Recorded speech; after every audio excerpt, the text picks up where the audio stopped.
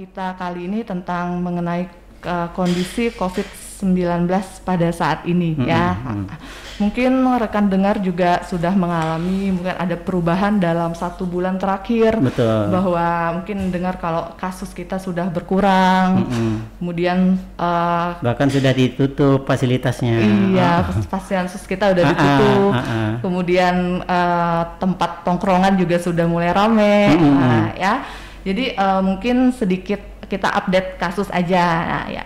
Untuk di Indonesia sendiri sebenarnya COVID masih ada, kasus COVID masih ditemukan. Terakhir saya lihat di web dari tim gugus COVID itu di Indonesia masih ada penambahan 186 yang positif. Itu terakhir tanggal 22 November 2021. Nah, dimana kalau untuk di Banjarmasin sendiri kemarin yang terakhir saya lihat sih update-nya itu tanggal 16 November, mungkin mereka ngupdate-nya di web itu 1 minggu sekali ya. Jadi itu masih ada penambahan 3 orang.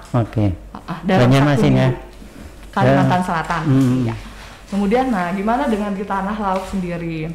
Di Tanah Laut sendiri data yang saya lihat dari tim gugus COVID Tanah Laut juga dari tanggal 15 sampai tanggal 21 November kemarin itu hanya ditemukan 1 kasus. Tapi kita juga kaget ternyata kok 2 hari terakhir ini menambah. Jadi ada 1 kasus per hari selama tanggal 22 sama tanggal 23 kemarin. Berarti sudah 2 sekarang jadi? Udah 2. Jadi 1 hari tanggal 22 tanggal 23 dan kebetulan dirawat di Rumah Sakit Haji Buyasin. Nah, jadi rekan dengar semua mungkin jangan euforia dulu ya. Betul. Ternyata COVID itu masih ada. Jadi kita memang harus tetap melakukan protokol kesehatan ya. Kemudian untuk levelnya sendiri ini kemarin baru juga dapat dari instruksi Menteri Dalam Negeri nomor 61 tahun 2021 itu yang dikeluarkan pada tanggal 22 November bahwa kita Kalimantan Selatan itu yang level 1 hanya Kabupaten Tanah Bumbu ya. Sedangkan Tanah Laut sendiri kita masih berada di level 3. Ya. Mengapa kita masih berada di level 3? Ternyata untuk penilaian itu kita dilihat dari 3 komponen, yaitu level transmisinya, level kapasitas respon, sama vaksinasi COVID-19. Jadi kalau kita karena apa itu? Ternyata vaksin kita cakupannya masih kurang. Berapa Bu kurangnya Bu? Jadi untuk kan ada pencapaian total, ada dosis 1, dosis 2, mungkin rekan dengar juga udah tahu bahwa vaksin kita ada yang dosis 1, dosis 2, 22 kali periode vaksin. Nah, dikatakan akan naik 1 level di atasnya apabila dosis vaksin 1 capaiannya kurang dari 50%. Sedangkan kita sendiri dari data terakhir kemarin hanya dosis 1 32% dan dosis 2 20,6%. Jadi kita masih kurang sobat rekan dengar ya. Hampir 50% jadinya ya kurangnya. 32% ya, 20%. 20% capaian kita. Jadi itu yang harus kita kejar. Ya. Mungkin itu keadaan COVID-19 saat ini. Jadi mungkin rekan dengar mungkin ada keluarga kerabatnya yang belum vaksin, dibujuk ya, diedukasi bahwa vaksin itu berguna ya. Mungkin itu. Baik Bu. Kabar terakhir target katanya 70% Bu ya kita Bu ya. Betul Bu ya? Iya. Ya, dan saat ini masih mencapai 26 sampai 32% gitu. Nah, upayanya ke depan mungkin sebelumnya ini kontribusi apa distribusi Bu? Distribusi itu apa sudah mencukupi atau gimana? Kemarin kan alasannya itu ya. Ya, mungkin untuk kontribusinya kan kita juga masih ini ya menunggu dari pusat ya. Tapi kalau dilihat dari data di Indonesia sebenarnya untuk kontribusinya sudah mencukupi. Hanya memang pelaksanaannya yang belum. Jadi bukan hanya di tempat kita sebenarnya, di seluruh Indonesia juga. Jadi ada data yang menunjukkan bahwa capaiannya ya memang rata-rata di seluruh Seluruh Indonesia. Seluruh Indonesia memang rata-rata sekitar 30% sampai 60% yang paling banyak capaiannya. Tapi kalau untuk kontribusi vaksinnya sendiri sudah Indonesia udah mulai. Jadi dosisnya kita udah punya dapat 2, tapi ini data Indonesia ya, kalau Tanah Laut mungkin kurang tahu. Jadi kita udah dapat 222 juta, sedangkan yang masih terpakai masih 89,2 juta vaksin. Oke, artinya sebenarnya mencukupi saja ini Bu ya, cuman distribusinya masih belum nyampe. Oke, saya tertarik nih, satu hari dapat 1 orang. Mungkin sebenarnya ini kasusnya seperti apa Bu? Dapatnya dari mana? Iya, kemarin yang pertama tanggal 22 itu dari kasus kebidanan. Mungkin dia kan kalau kita screening di rumah sakit menggunakan antigen. Kebetulan pasiennya antigennya positif, otomatis di PCR dan hasilnya positif. Kemudian yang kedua kasus bedah, dan kebetulan memang kontak erat sama yang pasien pertama tadi. Kemarin ini yang ada ini berat kan Bu? Gejalanya maksudnya? Masih sedang. Masih sedang. Alhamdulillah.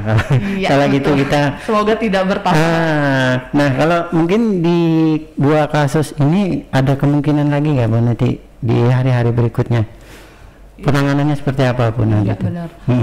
Kita kan memang bercermin ya dari negara tetangga, dari luar kota juga ya. Kasus di negara luar juga sudah mulai ada gelombang ketiga. Terus di Jakarta juga infonya sudah mulai ada lagi kasus-kasus baru. Nah, mungkin bercermin dari situ, dan kita memang sejarahnya kita kan memang terlambat kayak gelombang kedua kemarin kan. Kita terlambat, jadi udah di Pulau Jawa sudah mulai habis, kita baru mulai. Nah, kalau dilihat dari itu dan tidak menutup kemungkinan memang mutasi vaksin virus memang selalu bermutasi. Jadi tidak menutup kemungkinan, apalagi dengan pola hidup kita yang sudah mulai euforia ya, sudah mulai membuka akses acara-acara jadi nggak menutup kemungkinan bahwa kita masih bisa terjadi peningkatan. Nah, jadi kalau memang kondisinya seperti itu, sebaiknya kita ngapain nih Bu? Betul. Yang pertama mungkin kita tetap protokol kesehatan. Protokol tetap ya. Kita memang selalu berdasarkan mungkin dari berdasarkan dari kebijakan pemerintah. Boleh sekolah misalkan dibuka kan berdasarkan level, level 1, level 2, boleh sekolah dibuka asalkan ada syarat-syaratnya ya, yang 50% murid atau tidak setiap hari. Dan itu tetap dijalankan. Tapi yang penting dari pribadi kita sendiri, gimana untuk tetap protokolnya jangan kendor. Kemudian vaksin, itu yang paling penting, vaksin, edukasi, mungkin edukasi keluarga, kerabat yang memang belum vaksin, tolong diedukasi dan jangan menyebarkan kayak hoax-hoaxnya, efek samping vaksin apabila ragu, monggo silahkan konsultasi ke dokter Anda. Untuk ini Bu, saya tertarik mengenai edukasinya ini, mungkin dari pihak rumah sakit sendiri bentuknya seperti apa Bu? Kalau dari pihak rumah sakit kita ya salah satunya ini acara Halo Dokter, kita promosi kesehatan, kemudian kan rumah sakit memang lebih langsung ya bertemu sama pasien. Jadi biasanya di situ kita ada tempat untuk edukasi pasien, edukasi keluarga, dan memang ada beberapa pasien yang menolak untuk vaksin karena kan sekarang kalau vaksin harus ada tunda vaksin harus ada surat dari dokternya. Di situ tempatnya dokter biasanya edukasi bahwa penting ini ya. Iya, Bapak bukannya tidak boleh vaksin, tapi Bapak harus obatin dulu penyakitnya, nanti setelah itu harus vaksin. Jadi gitu. Jadi kalau rumah sakit sih selain promosi kesehatan, juga karena kita berkontakan langsung dengan pasiennya, disitulah wadah untuk memberikan edukasi kepada pasiennya. Nah kemudian ini mengenai yang boleh dan tidak ini sebenarnya mungkin banyak masih belum mengerti Bu, ini yang boleh vaksin ini sebenarnya dan yang tidak seperti apa Bu, mungkin bisa dijelaskan? Nah untuk vaksin sendiri sebenarnya dari berbagai macam keilmuan kan, kita ada penyakit dalam, paru, jantung ya, dan banyak ibu hamil. Sebenarnya pada dasarnya semua boleh vaksin berdasarkan usia dulu ya. Kalau berdasarkan usia sekarang kan dulu usia 17 tahun ke atas dewasa. Kemudian sebelum 60, tapi sekarang usia 60 ke atas sudah boleh vaksin. Dan sekarang ada peraturan baru bahwa anak-anak di atas 6 tahun sampai 12 tahun sudah bisa mendapatkan vaksin. Cuma memang kalau di tanah laut belum. Itu masih kemungkinan masih di Pulau Jawa ada sebagian anak-anak dapat. Nah, kemudian untuk syarat apa aja? Sebenarnya untuk lebih spesifiknya kita yang secara umum aja ya. Jadi tidak ada pada saat divaksin pasien tidak dalam kondisi infeksi akut atau mempunyai komorbid tapi komorbidnya akut. Misalnya darah tinggi tidak lebih dari 180. Kemudian kalau bahasa kampungnya apa Bu nih komorbid Kak? Komorbid itu penyakit penyerta. Kita yang punya darah tinggi, kencing manis ya, itu komorbid. Jadi kalau dia dalam keadaan stabil sebenarnya boleh vaksin. Dua ini ya usia. Kalau usia sekarang sudah? Kalau usia udah dari umur 6 tahun ke atas, cuma kalau di kita belum ya 6 sampai 12 tahun masih wacana. Kenapa Bu kalau dari segi kedokterannya ini kemarin itu 17 sampai 60 yang bisa, sekarang udah kok bisa berubah itu penjelasannya seperti apa Bu? Karena kemarin bahwa ini kan penyakit baru. Kemudian vaksin juga ditemukan baru, jadi penelitian terus berkembang berkembang. Sedangkan kita harus dikejar gimana nih caranya supaya COVID-19 tidak nyebar semakin luas. Jadi mungkin demi keamanan dan keterbatasannya penelitian, jadi saat itu penelitian yang dilakukan memang pada usia 16 sampai 60 tahun. Nah, tapi dengan berkembangnya penelitian karena memang kita medis ya berdasarkan evidence. Nah, jadi berdasarkan penelitian kan udah banyak mulai berkembang penelitian dan faktor resiko ternyata anak, kemudian geriatri yang usia lebih dari 60 ke atas itu memang resiko terkena COVID-nya lebih besar, dan kalau terkena pun derajat beratnya lebih besar. Tingkat kematiannya tinggi. Tingkat kematiannya lebih tinggi. Ya, jadi adanya penelitian, kemudian vaksin juga sudah berkembang ya, macam-macam. Awalnya dulu cuma Sinovac, sekarang sudah ada Moderna, Pfizer ya. Nah, ya, jadi sekarang umur usia 6 tahun ke atas sudah bisa diberikan. Siap. Ya, mudah-mudahan distribusinya ini ya menjadi kendala Bu ya. Tapi kalau di tanah laut sendiri selain distribusi apa Bu kendalanya Bu mungkin Bu? Untuk vaksin ini maksudnya. Kemudian kalau dari pemerintah sebenarnya udah cukup ya, kita sudah punya center vaksin sentra vaksin. Sentra vaksin. Jadi sebenarnya kita sudah dipermudah di puskesmas pun bisa, kemudian di rumah sakit pun bisa. Kemudian ada beberapa periode saya lihat ada yang vaksin massal sebenarnya pemerintah kita juga sudah cukup untuk mempromosikannya, tapi kurang tahu nih kenapa. Mungkin kesadaran kali ya, dari kita ya, kesadaran dari masyarakatnya sendiri mungkin masih takut atau masih ragu untuk vaksin ya. Apa mungkin karena masih dilihat ini kasus belum banyak mungkin Bu ya? Apa nunggu banyak dulu? Ya nggak tahu sih, pemikiran masing-masing Bu ya. Oke Bu, baik, mungkin di tanah laut sendiri pencapaian target masih belum tercapai, katanya kemarin 70%. Kalau saat ini sudah mungkin ada perkembangan terbaru nggak Bu? Kemarin dari data dari tim gugus COVID tanah laut baru 32%. 32 ya. Untuk dosis pertamanya. Yang kedua terus bertambah. Kalau untuk dosis keduanya 20% berapa tadi? 26 tadi ya.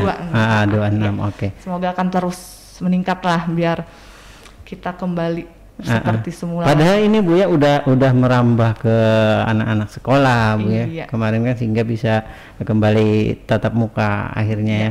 Nah, kalau yang belum sepertinya di bagian mana nih Bu yang belum tersentuh nih kayaknya? untuk apa kurang kurang di survei ya pendidikan ya. Kalau dari pendidikan ada sekolah, tapi kalau sebagian besar dilihat memang sepertinya memang sudah pertemuan tatap muka, cuma ada yang 2 kali seminggu. Jadi dan tidak full juga, tidak maksudnya mungkin jam belajarnya mungkin tidak full, yang biasa sampai jam 2 mungkin sekarang hanya sampai jam 11. Iya. Oke. Baik. Nah, kalau di rumah sakit sendiri yang datang untuk bervaksin ini rata-rata dari usia berapa, Bu? Kalau dari atau sekalian mereka periksa langsung diperiksa gitu ya, Bu? Jadi kalau di rumah sakit itu nanti ada jadwal tersendiri, ada tim untuk vaksin, kemudian dulu awal diadakannya vaksin di rumah sakit memang untuk kami para nakes, para tenaga kesehatan, nakes yang bekerja di rumah sakit Bu Yasin. Kemudian keluarga, kerabat, dan sekarang sepertinya memang sudah bisa untuk orang umum, tapi ada terjadwal tersendiri, ada jadwalnya. Jadi tidak tidak tiap hari misalnya datang untuk vaksin, tidak, cuma sekalian ada nanti ada diumumkan misalnya dari hari ini ada vaksin ini gitu. Oke. Kalau waktu dekat mungkin ada program apa nih di rumah sakit yang untuk meningkatkan vaksin ini? Sementara masih berjalan seperti biasa ya. Masih sesuai jadwal mungkin ya, kan ada tim vaksin tersendiri dan mungkin masih sesuai jadwal dulu. Oke, baik. Nah, kalau saya tahu nih mungkin di poli-poli itu kan Bu bersentuhan langsung Bu ya. Kalau prosedurnya untuk menghindari ini gimana tuh Bu kalau di rumah sakit Bu? Oh iya. Dulu waktu awal adanya COVID ya memang nakes ini alat pelindung dirinya atau APD-nya itu dioptimalkan ya. Iya, dioptimalkan. Sekarang masih tetap berjalan. Jadi minimal kami pakai level 2 atau level 3. Jadi tergantung dari kasus tersebut. Karena sekarang kan kita punya ruangan infeksi, non infeksi. Karena sebelum masuk itu kan di screening juga kayaknya. Screening tetap jalan. Jadi di poli dan di IGD screening tetap jalan. Oke. Supaya jangan sampai tenaga kesehatannya sendiri nanti ya. Siapa lagi nanti yang akan melayani Bu ya. Oke, baik.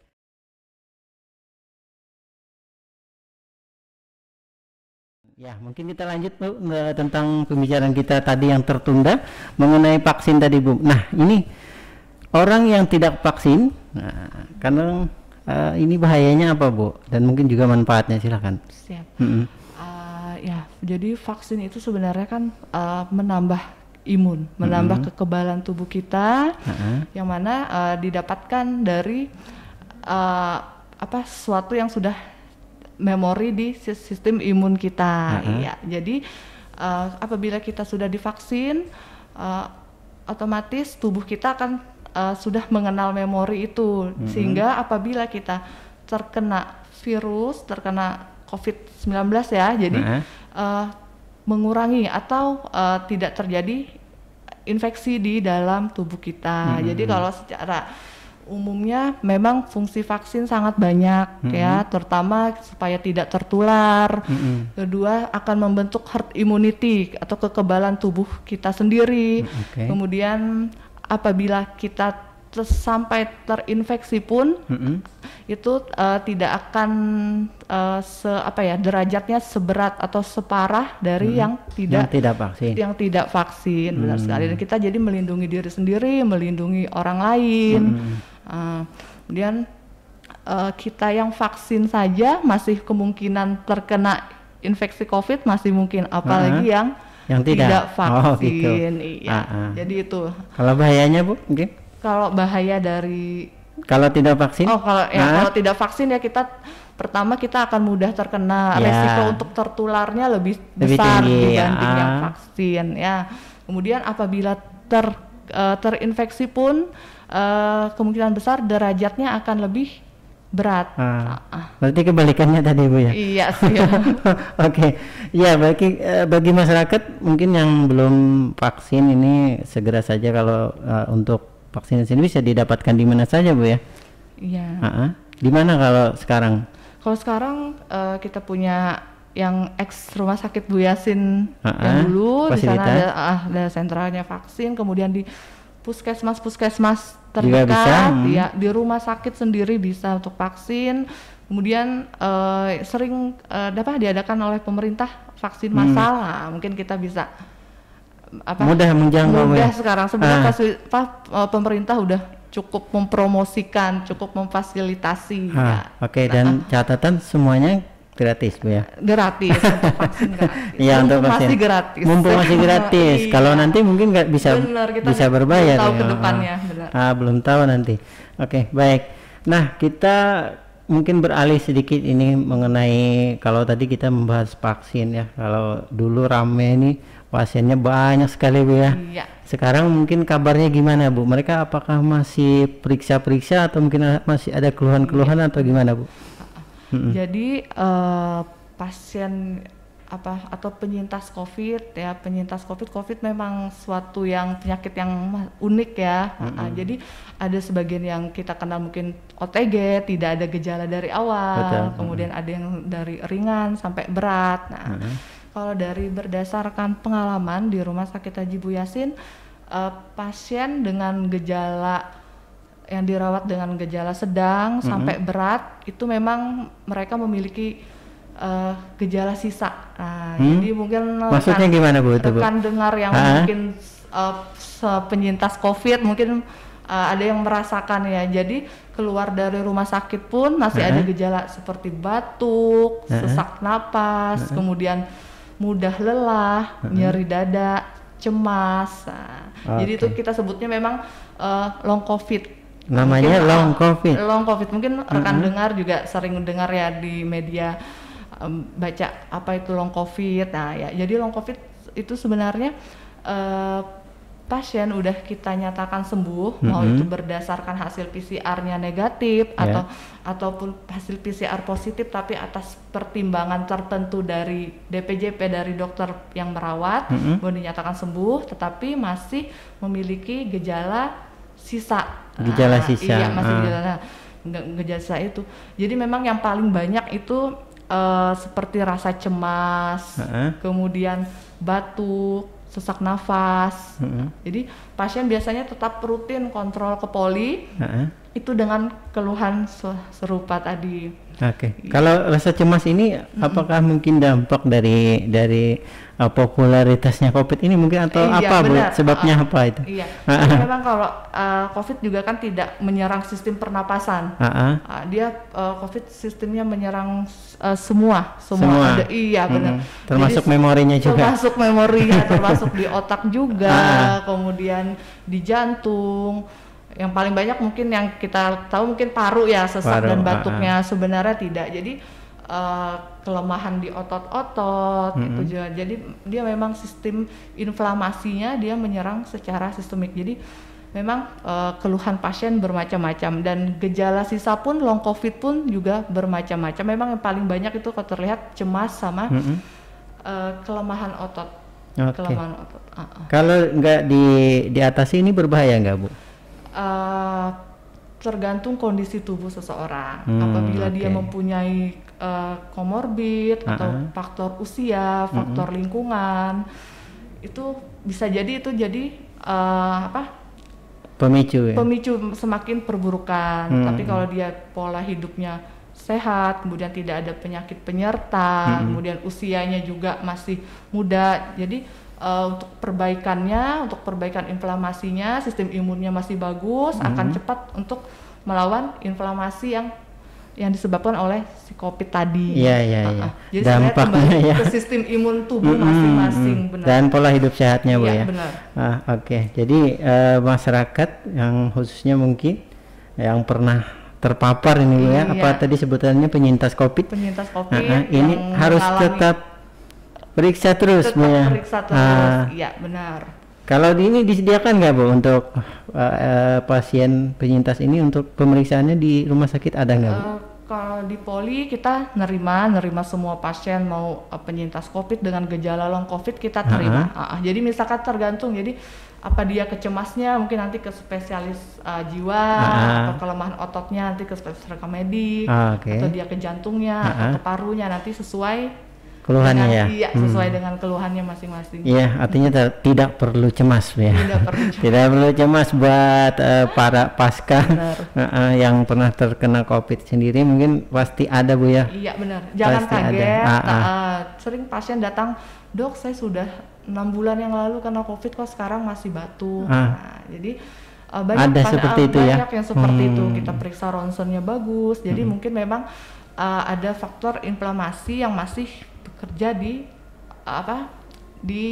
parunya, jadi sehingga merusak struktur di parunya. Jadi memang repairnya untuk perbaikannya COVID cukup panjang, cukup lama ya, tergantung sistem imun tubuh masing-masing gimana bisa melawan inflamasinya si COVID itu tadi. Oke, baik. Sederhananya saja Bu untuk mengatasi ini mungkin seperti apa, khusus mungkin bagi para yang sudah terkena ini mungkin. Iya. Benar. Sebenarnya untuk long COVID tidak ada pengobatan khusus, tapi tergantung dari gejala apa yang kita rasakan. Jadi untuk pengobatan khususnya tidak ada, kita cuma mengobati klinis pasien apa, maksudnya klinis itu keluhannya apa. Ya. Jadi kalau ini mungkin kita dengan pola yang pertama dengan hidup sehat, dengan makan makanan yang sehat, karena dari situlah kita mendapatkan antioksidan untuk tetap menambah imun tubuh ya. Kemudian untuk pengobatan khusus tidak ada, dan tetap protokol kesehatan. Iya, vaksin ya. Iya, penyintas pun walaupun udah mempunyai antibodi sendiri tetap harus vaksin. Oke. Mungkin terakhir Bu, saya pengen tahu ini penyintas COVID ini kadang-kadang diminta donor darahnya Bu, itu mungkin untuk apa itu Bu? Iya benar. Kita pengen tahu aja ya. Terapi plasma konvalesen ya. Itu namanya ya. Kita di Tanah Laut itu kemarin sudah bisa terapi plasma konvalesen, tapi kita masih kerjasama dengan pihak PMI di Banjarmasin. Nah, jadi itu bertujuan untuk menambah atau memasukkan antibodi ke dalam tubuh si penderita COVID-19. Jadi nih, misalnya Bapak terkena COVID kan ada syarat-syaratnya, harus dalam jangka waktu dinyatakan sembuh, kemudian maksimal 3 bulan, kemudian syaratnya harus laki-laki ya. Kemudian nanti kan dia dalam 3 bulan kita sembuh itu masih ada antibodi yang tersisa. Jadi sama sebenarnya seperti vaksin ya. Nah, jadi kita vaksin hidup ini jadinya. Vaksin hidup. Kita sudah mati juga sebenarnya. Ya. Jadi dimasukkan ke dalam tubuh si penderita, diharapkan darah konvalesennya bisa membantu meningkatkan antibodi si penderita, jadi cepat untuk melawan si antigen tadi, antigen tadi, sehingga biar paling tidak memperburuk keadaan. Oke. Baik, sehingga mungkin di dalam tubuh akan lebih mudah mengenali penyakit ataupun virus yang masuk ke dalam tubuh pasien itu. Ya sejenis vaksin tadi Bu ya, mungkin lebih mudahnya. Kurang lebih prinsipnya seperti itu ya. Oke, itu tadi ya penyintas COVID yang kadang-kadang di media sosial diminta ini siapa yang pernah kena ini gitu. Iya, syaratnya. Tapi itu udah, nanti itu di ada syarat khusus tadi Bu ya untuk yang ini bisa diambil ya. Laki-laki, kemudian seperti pendonor darah biasa, tidak HIV, tidak hepatitis. Laki-laki, kenapa harus laki-laki? Karena ada hormon di wanita yang tidak dapat ditransfusikan ke semua jenis darah. Semua, ya. Perempuan boleh, tapi yang belum melahirkan. Kemudian pilih sekalinya boleh. Iya, syaratnya banyak. Banyak kan di broadcast WA ya. Iya.